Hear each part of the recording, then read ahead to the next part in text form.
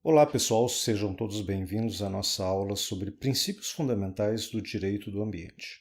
O direito, como ciência humana e social, pauta-se também pelos postulados da filosofia das ciências, entre os quais está a necessidade de princípios constitutivos para que a ciência possa ser considerada autônoma, ou seja, suficientemente desenvolvida e adulta para existir por si e situando-se num contexto científico dado. Foi por essas vias que, do tronco de velhas e tradicionais ciências, surgiram outras afins, como rebentos que enriquecem a família. Tais como os filhos crescem e adquirem autonomia sem, contudo, perder os vínculos com a ciência-mãe. Por isso, no natural empenho de legitimar o direito do ambiente como um ramo autônomo da árvore da ciência jurídica, têm os estudiosos se debruçado na identificação dos princípios ou mandamentos básicos que fundamentem o desenvolvimento da doutrina e deem consistência às suas concepções. A palavra princípio, em sua raiz latina, significa aquilo que se toma primeiro, designando início, começo, ponto de partida. Princípios de uma ciência são as proposições básicas, fundamentais, típicas que condicionam todas as estruturas subsequentes. Correspondem aos axiomas, teoremas e leis em outras determinadas ciências. Cabe lembrar que, entre as ciências afins, um princípio não pode ser exclusivo, cabendo na fundamentação de mais de uma ciência. Isso ocorre sabidamente quando os princípios são mais gerais e menos específicos. Com essa advertência, interessa destacar aqui não apenas os princípios fundamentais expressamente formulados nos textos do sistema normativo ambiental, como também os decorrentes do sistema de direito positivo em vigor, a que a doutrina apropriadamente chama de princípios jurídicos positivados. Então, com base nessa introdução, nós vamos passar agora aos princípios fundamentais do direito do ambiente. E vamos começar com o princípio do ambiente ecologicamente equilibrado como direito fundamental da pessoa humana. A par dos direitos e deveres individuais e coletivos elencados no artigo 5º, acrescentou o legislador constituinte um novo direito fundamental da pessoa humana, direcionado ao desfrute de condições de vida adequada em um ambiente saudável, ou, na dicção da lei, ecologicamente equilibrado.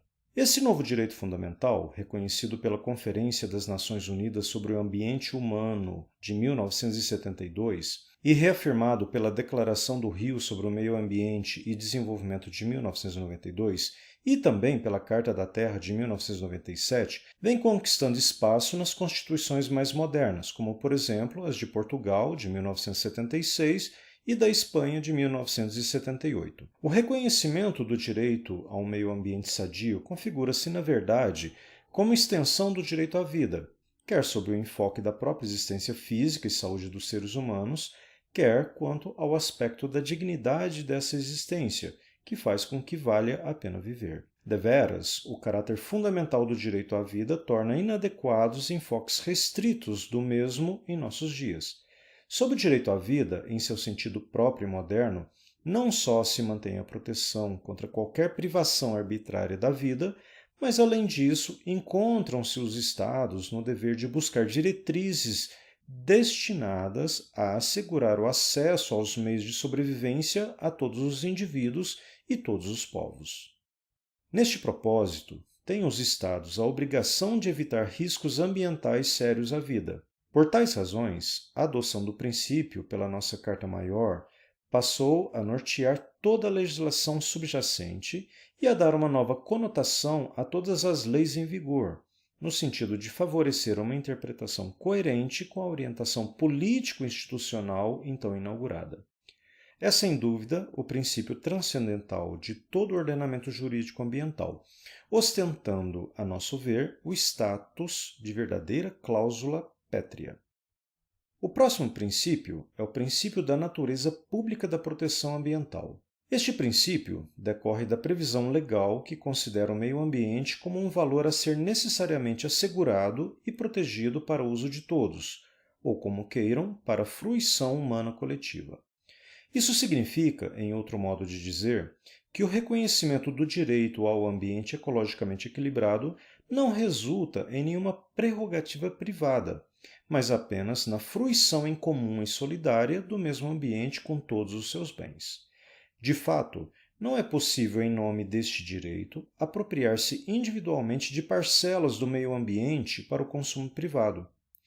O caráter jurídico do meio ambiente ecologicamente equilibrado é de um bem de uso comum do povo. Assim, a realização individual desse direito fundamental está intrinsecamente ligada à sua realização social.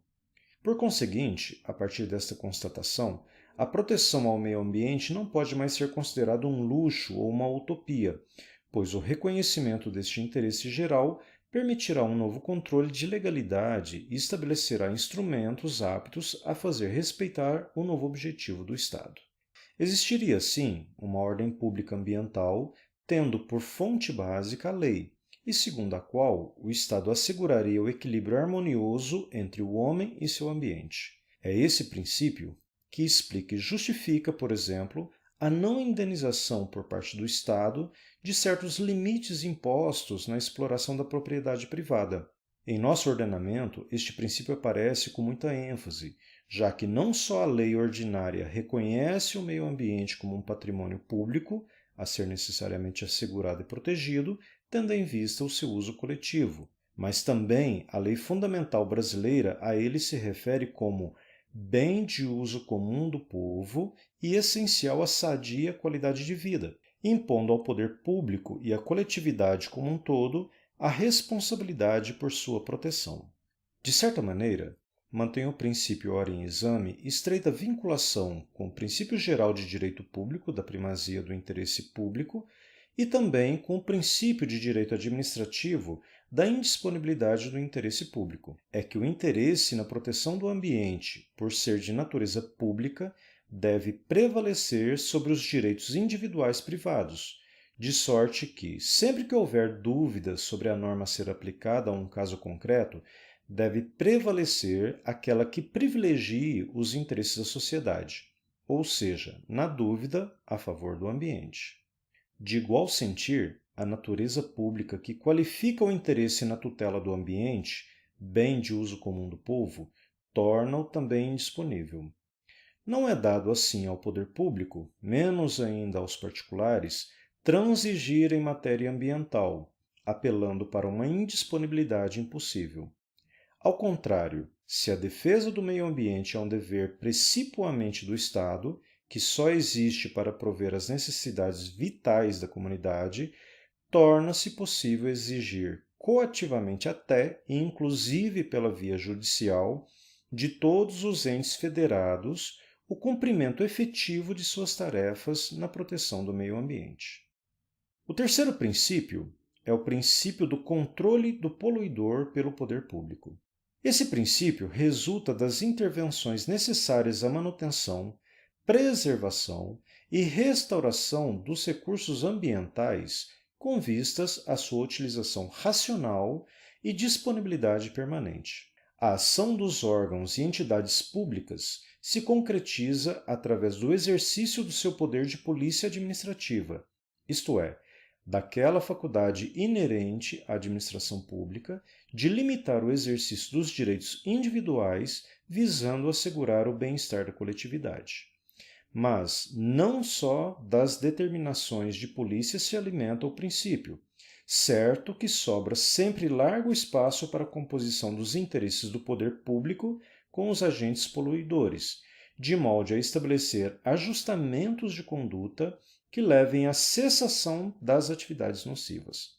Afinal, toda política ambiental tem características pedagógicas, no sentido de que é um trabalho mais educativo que propriamente repressivo. No Brasil, o princípio encontra respaldo em vários pontos da lei ordinária e na própria Constituição Federal, que expressamente diz ser incumbência do poder público controlar a produção, a comercialização e o emprego de técnicas, métodos e substâncias que comportem risco para a vida, a qualidade de vida e também o meio ambiente. O quarto princípio é o princípio da consideração da variável ambiental no processo decisório de políticas de desenvolvimento. Esse princípio diz com a elementar obrigação de se levar em conta a variável ambiental em qualquer ação ou decisão, seja ela pública ou privada, que possa causar algum impacto negativo sobre o meio. A consagração desse princípio se deu com o surgimento no final dos anos 60, nos Estados Unidos, do estudo de impacto ambiental, mecanismo através do qual se procura prevenir a poluição e outras agressões à natureza, avaliando-se antecipadamente os efeitos da ação do homem sobre o seu meio. Já o quinto princípio está relacionado ao princípio da participação comunitária. O princípio da participação comunitária, que não é exclusivo do direito ambiental, expressa a ideia de que, para a resolução dos problemas do ambiente, deve ser dada especial ênfase à cooperação entre o Estado e a sociedade, através da participação dos diferentes grupos sociais na formulação e na execução da política ambiental. De fato, é fundamental o envolvimento do cidadão no equacionamento e implementação da política ambiental, dado que o sucesso desta supõe que todas as categorias da população e todas as forças sociais, conscientes de suas responsabilidades, contribuam à proteção e melhoria do ambiente, que afinal é bem e direito de todos. Exemplo concreto desse princípio são as audiências públicas para estudo prévio de impacto ambiental. A participação comunitária na tutela do meio ambiente foi objeto do princípio 10 da Declaração do Rio de 1992. No Brasil, o princípio vem contemplado no artigo 225 da Constituição Federal, que ali se prescreve ao poder público e à coletividade o dever de defender e preservar o meio ambiente para as presentes e também para as futuras gerações. O direito à participação pressupõe o direito de informação e está intimamente ligado ao mesmo. É que os cidadãos com acesso à informação têm melhores condições de atuar sobre a sociedade, de articular mais eficazmente desejos e ideias e de tomar parte ativa nas decisões que lhes interessam diretamente. Nessa linha, e ciente de que o monopólio da gestão e do poder de polícia ambiental em mãos do poder público não tem evitado o abuso ecológico, a Constituição brasileira inscreveu em seu texto mecanismos capazes de assegurar à cidadania o pleno exercício desses direitos relativos à qualidade do meio e aos recursos ambientais. O sexto princípio é o princípio do poluidor-pagador. Assenta-se este princípio na vocação redistributiva do direito ambiental e se inspira na teoria econômica de que os custos sociais externos que acompanham o processo produtivo devem ser internalizados, ou seja, que os agentes econômicos devem levá-los em conta ao elaborar os custos de produção e, consequentemente, assumi-los. Este princípio visa imputar ao poluidor o custo social da poluição por ele gerada, engendrando um mecanismo de responsabilidade por dano ecológico abrangente dos efeitos da poluição, não somente sobre bens e pessoas, mas sobre toda a natureza. Em termos econômicos, é a internalização dos custos internos, ou seja, durante o processo produtivo, além do produto a ser comercializado, são produzidas as chamadas externalidades negativas. São chamadas externalidades porque, embora resultantes da produção, são recebidas pela coletividade, ao contrário do lucro, que é percebido pelo produtor privado. Daí a expressão privatização de lucros e socialização de perdas, quando identificadas as externalidades negativas. Com a aplicação do princípio do poluidor-pagador, procura-se corrigir este custo adicionado à sociedade, impondo-se sua internalização. Por isso, esse princípio é também conhecido como o princípio da responsabilidade. O princípio não objetiva, por certo, tolerar a poluição mediante um preço, nem se limita apenas a compensar os danos causados, mas sim, precisamente, evitar o dano ao ambiente. Nessa linha, o pagamento pelo lançamento de efluentes, por exemplo, não alforria condutas inconsequentes, de modo a ensejar o descarte de resíduos fora dos padrões e das normas ambientais. A cobrança só pode ser efetuada sobre o que tenha respaldo na lei, pena de se admitir o direito de poluir. Trata-se do princípio poluidor-pagador, poluiu, paga os danos, e não pagador-poluidor, pagou, então pode poluir.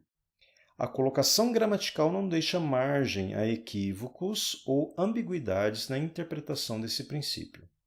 A Declaração do Rio de 1992 agasalhou a matéria em seu princípio 16, dispondo que as autoridades nacionais deveriam procurar fomentar a internalização dos custos ambientais e o uso de instrumentos econômicos, tendo em conta o critério de que o que contamina deveria, em princípio, arcar com os custos da contaminação, tendo devidamente em conta o interesse público e sem distorcer o comércio nem as inversões internacionais.